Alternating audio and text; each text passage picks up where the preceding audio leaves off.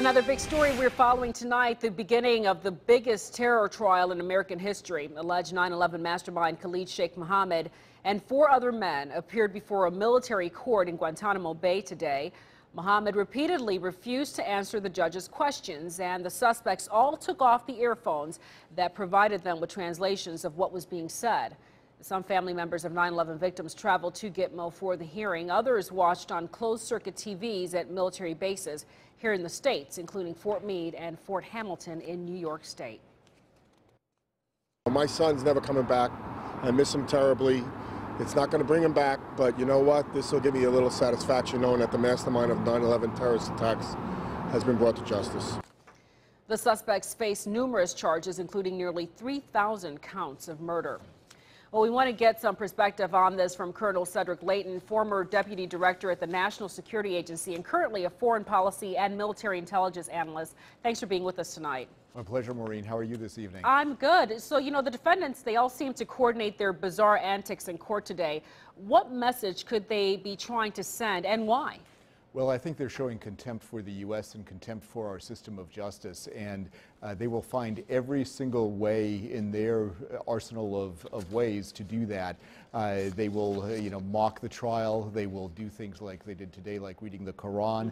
They will do all kinds of things to disrupt the proceedings, and I believe they were warned today not to do so. So, should this trial spark any concerns of another possible terrorist attack?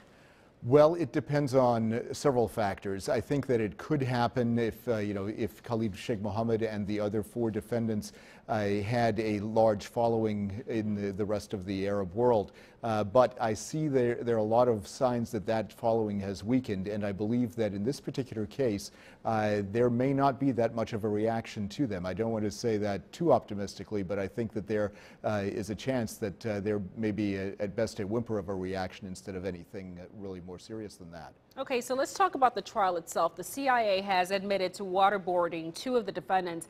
Now the defense attorneys seem to be arguing that the biggest issue in the case isn't whether their clients committed the September 11th attacks, but rather how they were treated when they were in U.S. custody. How much traction do you think this will get, and what could be the fallout? Well, waterboarding, of course, is a very emotional issue, and some have said that it is torture. Others believe it is not torture. My personal view is that it does not quite come to the area that a lot of real torturous actions do. For example, it is not dismembering somebody or doing anything more grotesque than that. So it is one of those things where it could have an effect on the legal system.